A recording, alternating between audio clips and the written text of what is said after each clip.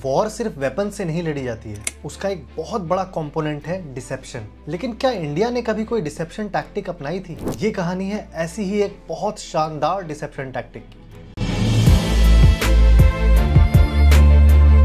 तो कुछ टेररिस्ट चाहते थे कि पूरी दुनिया का ध्यान कश्मीर के प्रॉब्लम की तरफ जाए। इन लोगों में से ही एक था मकबूल बट। वो था तो कश्मीर का, लेकिन पाकिस्तान चला गया और वहां जाके उसने एक टेररिस्ट ऑर्गेनाइजेशन बनाया जिसका नाम था NLF, जो बाद में JKLF बन गया। वहां उसके साथ 2 लोग और जुड़े, हासिम और अशरफ कुरैशी। अब इन तीनों ने मिलकर एक प्लेन हाईजैक करने का प्लान बनाया। इस प्लेन हाईजैक का ऑब्जेक्टिव था कश्मीर को इंटरनेशनल न्यूज में लाना। पाकिस्तान के एक रिटायर्ड एयरफोर्स ऑफिसर ने हासिम को प्लेन हाईजैकिंग की ट्रेनिंग दी और उसे एक गन और ग्रेनेड देके इंडिया भेज दिया। लेकिन इंडिया की BSF ने उसे बॉर्डर पर पकड़ लिया। अब मकबूल ने हासिम को सिखाया था कि अगर BSF पकड़ ले तो उन्हें सब कुछ सच सच बता दो, ताकि BSF उसे इन्फॉर्मेंट के नौकरी पर रख ले। और उसने वैसा ही किया।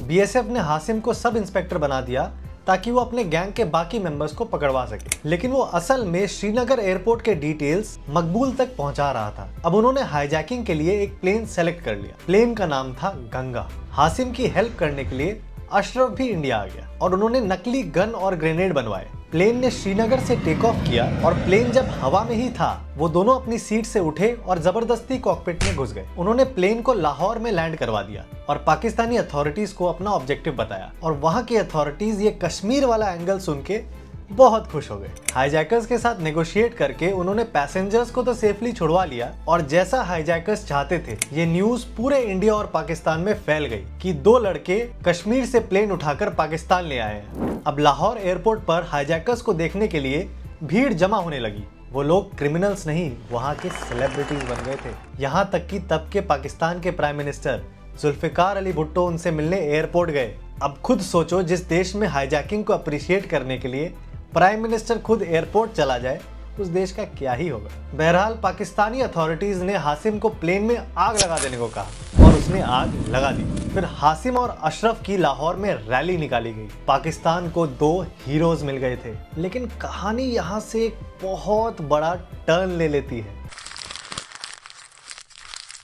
तो ये हाईजैक जब हो रहा था तब के टाइम का एक बैकग्राउंड बता देता हूँ। इंडिया का जब पार्टीशन हुआ और पाकिस्तान बना तो पाकिस्तान 2 पार्ट्स में था। एक वेस्ट पाकिस्तान जो आज पाकिस्तान है और एक ईस्ट पाकिस्तान जो आज बांग्लादेश है। और जैसा कि क्लियरली दिख रहा है, दोनों के बीच में कोई लैंड कनेक्शन नहीं है। अब पाकिस्तान में उस समय जब इलेक्शन हुए तो शेख मुजीबुर रहमान की पार्टी को मेजॉरिटी मिल गई। मुजीबुर ईस्ट पाकिस्तान के सपोर्ट से जीते थे, लेकिन वेस्ट पाकिस्तान के लीडर्स को ये बात हजम नहीं हुई। वो ईस्ट पाकिस्तान के लोगों को अपने से नीचा समझते थे, इसीलिए उन्होंने इलेक्शन के रिजल्ट को इल्लीगल बता दिया। और पाकिस्तानी आर्मी ईस्ट पाकिस्तान के लोगों को बहुत परेशान करती थी। इंडिया ये सब देख रहा था और इंडियन गवर्नमेंट को पता चल गया था कि ईस्ट पाकिस्तान पाकिस्तान से जल्द अलग हो जाएगा। तो इंडिया ने ईस्ट पाकिस्तान के लोगों को मिलिट्री ट्रेनिंग देनी स्टार्ट कर दी और इंडिया वेस्ट और ईस्ट पाकिस्तान के एयर रूट को भी बंद करना चाहता था। लेकिन करे कैसे?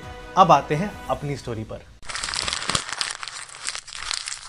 ये हाईजैकिंग वाली न्यूज के कुछ टाइम के अंदर ही इंडिया ने अनाउंस कर दिया कि वो पाकिस्तान का कोई भी प्लेन इंडियन एयर स्पेस में नहीं घुसने देगा।